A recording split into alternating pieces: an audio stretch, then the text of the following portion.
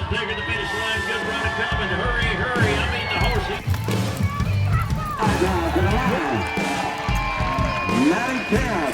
This bombshell beauty right here can ride like the wind. She got one more to go.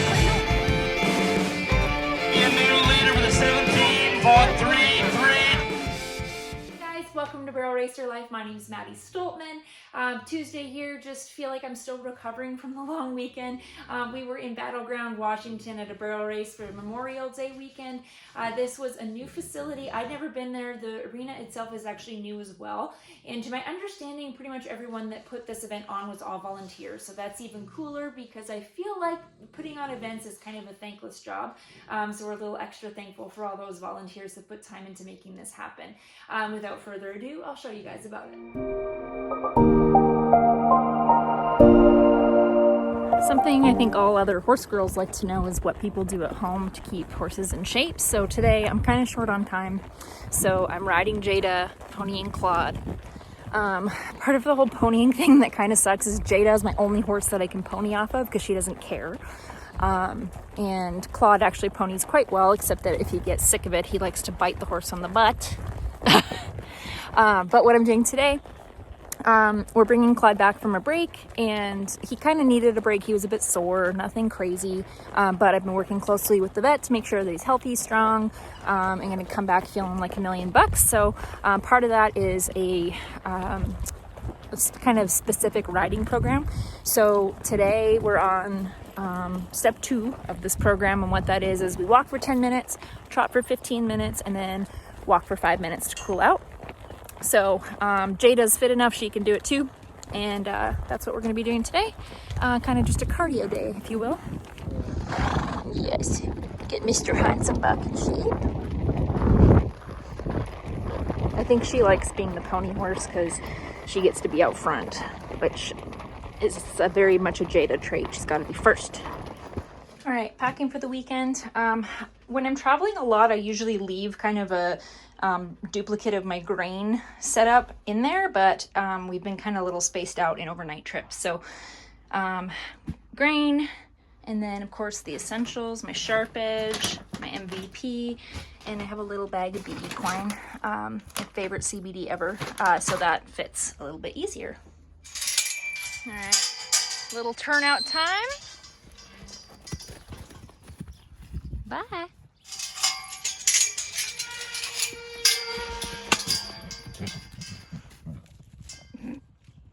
Goofballs.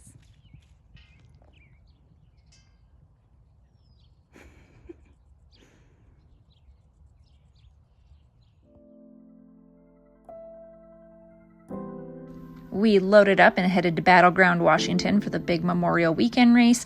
There was plenty of time for us to get there to do some time onlys, which mainly was for hot sauce. Jada got to do some nice slow work too, which is her least favorite thing. And then there was a 2D sweepstakes race that evening, which I entered Jada in. It was a bit of a higher entry fee and just the 2D as well, so it was a good one. I thought we might have a good chance and entered us up.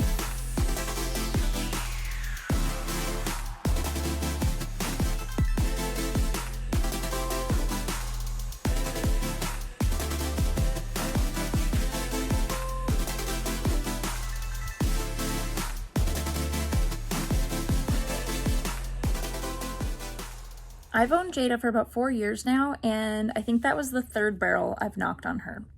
She's not a barrel knocker. I ran her right into it. So Jada is really quite sensitive in her mouth, and I kept her in the same bit that I've been running her in for most of this year so far. And when I went to go kind of check her the first barrel and like steer her towards the barrel, I just ran her into it, and she was very responsive. So I thought, okay, well, obviously what I'm doing right now is really not working inside. So I switched her back to a hackamore. I've used her in the gym, I've ran her in the Jim Warner hackamore before, and she's done really well in it. So I switched her back. I thought, well, we'll try it tomorrow and see how it goes. Thankfully, a friend of mine that lives over there made the offer to have our horses stay where she boards her horses, so they got to be in nice dry stalls, which was awesome because it poured rain all weekend and I'd intended to self-pen, so they would have been very wet.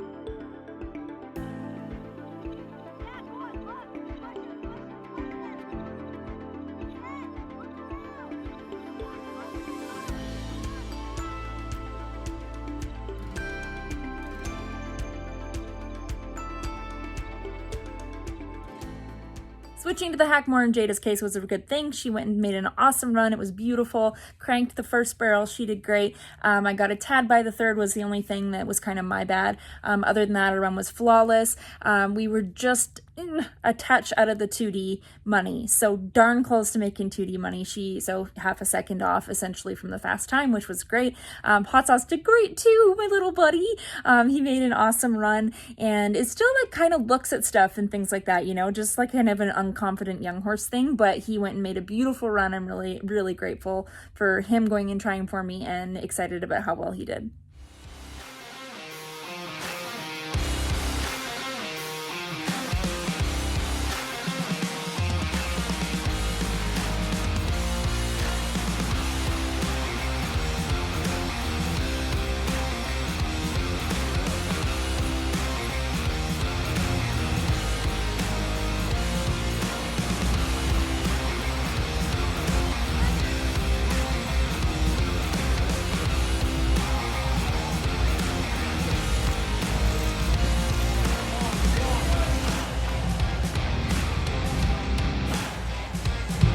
For you, 1-6.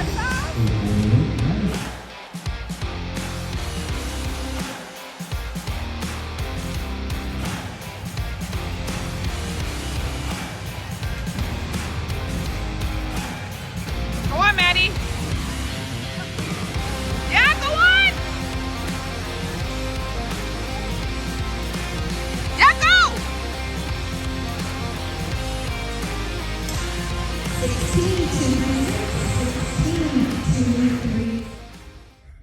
Well, Jade and I kicked it up a notch. She did amazing and ended up at the very bottom of the 1D. Which of course being in the 1D is wonderful, but you know, when it's like, just like that little pinch of a hair of a second difference would have made us a couple $1,000s in the 2D. So whatever, it's just one of those things. She did amazing. I'm blown away by her. And then Hot Sauce got a little faster and we cracked into the 16s. They paid to a 16.8 in the 3D, but his 8 was just a little bit too long. So, you know, to be a second off at a race of that size is really amazing. And I know he has lots more left in there.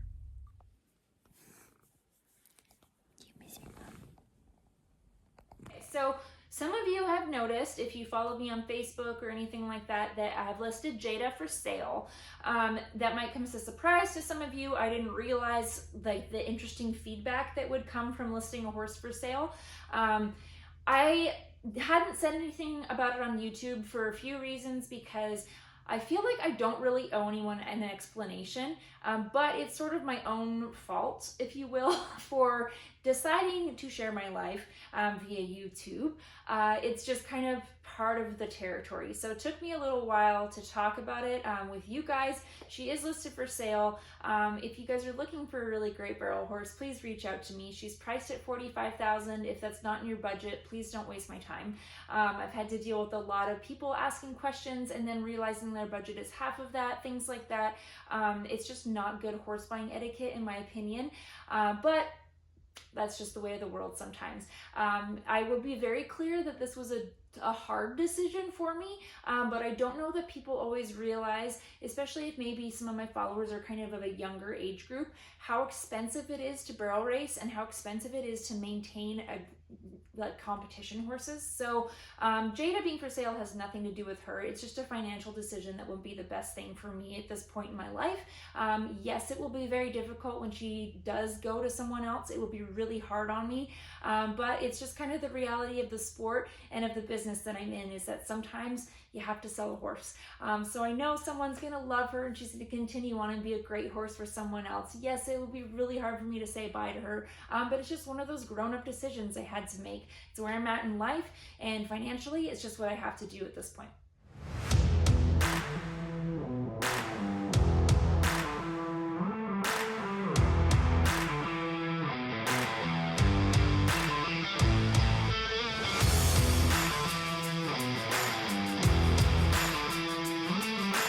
So the crazy thing about barrel racing is that my horses did amazing all weekend. I'm so proud of them and happy with how they worked, and we didn't make a dime. So you guys guys know in the world of barrel racing how the D system works, or some of you do. Basically, it's like gambling. So you kind of go and do your best and hope that you land in the right spot to make money, and it just wasn't our turn this weekend. But I'm very, very grateful I got to go, and what a fun weekend it was, even with some crazy weather. It was kind of like all the seasons every hour through the days. But again, the arena is covered, so that was a really great thing, and it was a lot of fun. So as always, you guys, thank you so much for watching, and I will see you next week.